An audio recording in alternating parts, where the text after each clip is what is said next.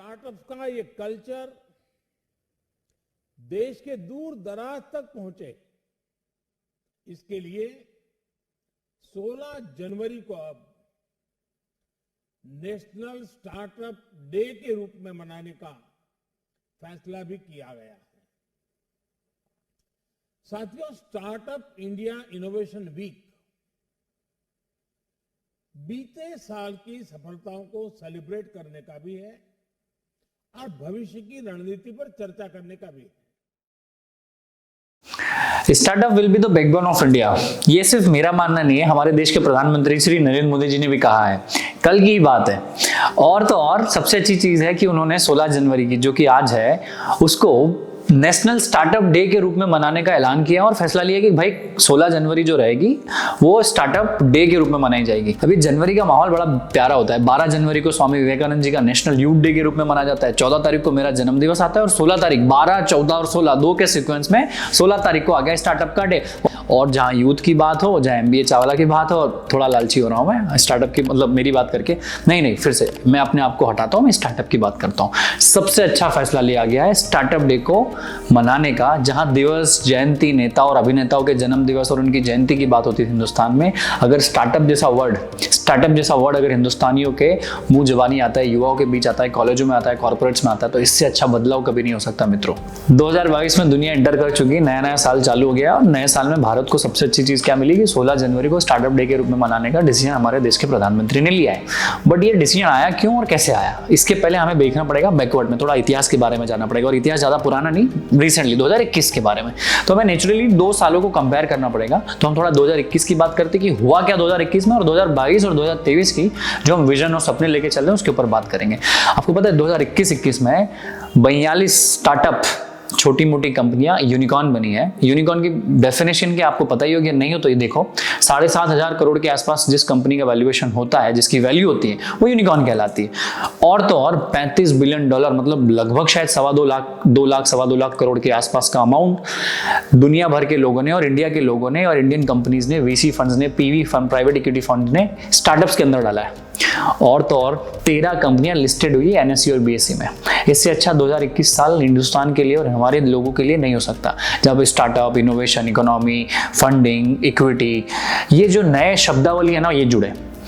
तो जो हम लक्ष्य लेके चल रहे हैं यूनिकॉर्न्स का, तो मुझे ऐसा लगता है 2022 तक हम लोग 100 नए यूनिकॉर्न्स देखेंगे। और तो और जो लक्ष्य हम 2023 तक पहुंचने की बात कर रहे थे, मुझे तो ऐसा लग रहा है 2022 के एंड तक हम सारे लक्ष्य को पूरा कर लेंगे। देखो, ये तो बड़ा साधारण और स्वाभाविक है कि जब नए स्टार्टअप आते हैं, नई कंपनी आती है, बूस्ट होती है, तो उसकी वजह से मार्केट फ्लरिश होता है, इकोनॉमी बढ़ती है, एक कोलैबोरेटिव माहौल आता है। सब देखते हैं कि कुछ ना कुछ हो। हम जैसे लोगों को भी इंस्पिरेशन मिलती है, और उस कंपनी ने इतना फंडिंग उठाया, वो कंपनी IPO बन गई, तो हमें भी बूस्ट मिलता है, हमें भी ऐसा अंदर से एक इंस्पिरेशन और मोटिवेशन मिलता है कि हम भी करें।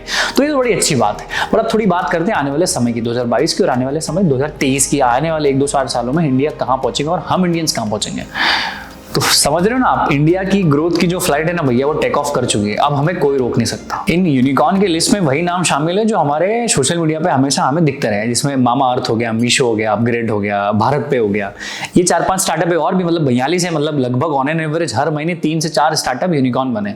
तो आपको कुछ नहीं करना है, ये वीडियो के अंत में देखो जाके कि उन्होंने कैसे कंपनी चालू की, फाउंडर कौन है, कहां से चालू किया, कितनी एज, एक्सपीरियंस कितना है, उनकी जर्नी कहां से चालू हुई, कहां भी है और कहां आगे बढ़ेगी। ये सारी जानकारी अगर आपको होने लगी तो आपके अंदर भी कहीं ना कहीं कीड़ा और किक जो जरूर मिलेगी कि मुझे भी यूनिकॉर्न तो नहीं, पर कोई छोटा मोटा शेयर जैसा काम तो जरूर करना चाहिए। इस साल जो 42 स्टार्टअप है ना, उसमें इंटरेस्टिंग और सबसे अच्छी चीज की है कि वो कुछ नई इंडस्ट्री से आए। वो इंडस्ट्री ऐसी है जो आज तक हमने कभी नाम ना सुना हो। सो जो पहली कंपनी हमने इस लिस्ट में डाली वो है इनोवेसर। ये देखो, तो इनोवेसर बेसिकली डाटा और फिगर्स के साथ खेलती है और हेल्थ केयर, हॉस्पिटल्स और इन दुनिया को डेटा को प्रेजेंट करती है वेस्टर्न कंट्रीज के लिए, मेजरली वेस्टर्न जो मार्केट है उसके लिए।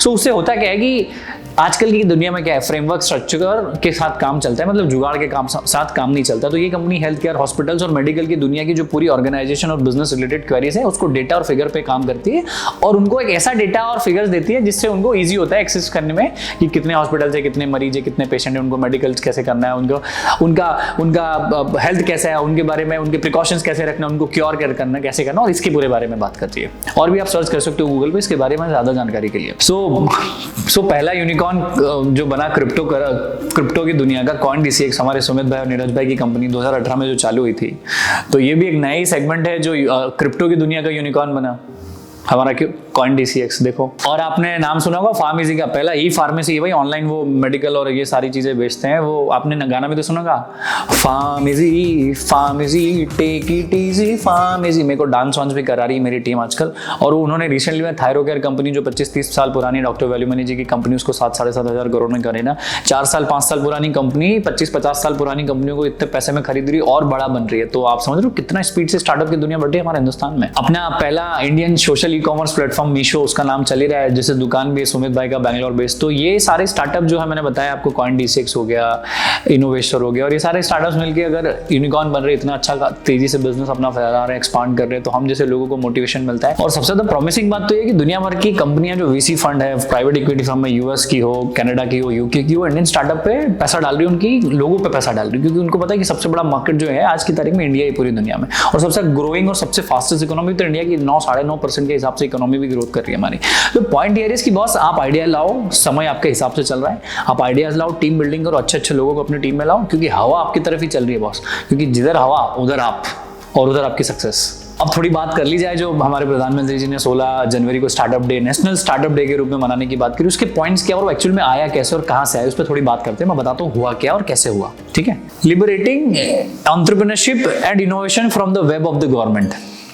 मतलब गवर्नमेंट चाहती है कि आप आगे बढ़ो, वो पीछे से टेका लगा देंगे। और बहुत सारी आज तक निर्भरता हमारी गवर्नमेंट में बहुत रही कि जॉब नहीं देते, बेरोजगारी है, ये वो, तो वो बताना चाहती है कि आत्मनिर्भर जो बात चीजें हैं, आपको खुद का अपना बिजनेस बनाना चाहिए, खुद को क्रिएट करना चाहिए, खुद को जॉब ढूंढने से ज्यादा जॉब देने वालों, जॉब खुद को ढूंढने से ज्यादा लोग आपके यहाँ जॉब ढूंढने आए, वो वाले प्लेटफॉर्म बनना चाहिए। इसमें गवर्नमेंट सपोर्ट तो बढ़िया कर रही। तो ये सबसे पहली स्टेप है नेशनल स्टार्टअप डे को लेकर। Creating an institutional mechanism to promote innovation. मतलब आज की दुनिया में जहां टेक्नोलॉजी की बात हो रही है, डिजिटल की बात हो रही है, इनोवेशन की बात हो रही है, तो वहां इंडिया कैसे पीछे हो सकता है? कब तक हम ट्रेडिशनल ऑर्थोडॉक्स पुरानी पद्धति के साथ धंधे करेंगे? तो गवर्नमेंट चाहती है कि भाई हमारे देश के लोग सिर्फ जो अच्छा दिमाग लेके बैठे हैं, जिसके पास आइडिया है पर पैसा नहीं है, टीम है पर पैसा नहीं है, तो उनको वो सपोर्ट करिए। और वो कहना चाहती है कि भाई आप काम करो, इनोवेशन पे करो, टेक्नोलॉजी पे काम करो, क्योंकि देश सिर्फ सरकारें नहीं चलाती, देश कोई प्रधानमंत्री या मुख्यमंत्री से नहीं चलता, देश चलता है वहां के लोगों से, उसके बिजनेस से, उसके एंटरप्रेन्योरशिप से, और वाकई में क्या लोग वहां के सक्सेसफुल है कि नहीं। सो जहां पे स्मार्ट सिटीज और स्मार्ट गांव की बात करी थी कुछ 5-6 साल पहले हमारी गवर्नमेंट ने, वहां पे स्मार्ट लोगों की अब बातें हो रही है, जो मुझे लगता है पर्सनली कि स्मार्ट लोगों से स्मार्ट सिटीज बनती है, और स्मार्ट सिटी से स्मार्ट देश बनता है। Young innovators hand holding the youth enterprises. मतलब सीधी भाषा में इंडिया देश जो है वो युवाओं का देश है। 65-70 करोड़ के हिसाब के 35 साल की कम उम्र के लोग हैं। मतलब आप सोचो कितना बड़ा मार्केट है। तो कमान जो है अगली सौंपी जा रही है। जैसे अपनी इंडियन क्रिकेट टीम में भी होता है कि सीनियरों को हटाओ, जूनियर को, यंग लोगों को लाओ ताकि यंग रहे, आगे काम कर सके।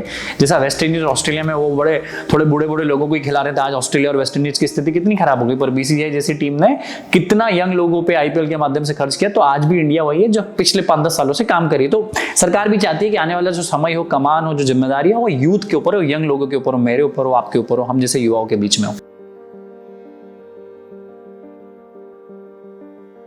अगर आपको मेरे YouTube चैनल पसंद आ रहे हैं तो लाइक करो, शेयर करो, सब्सक्राइब करो और कमेंट करो, और चाय पियो और मजे करो।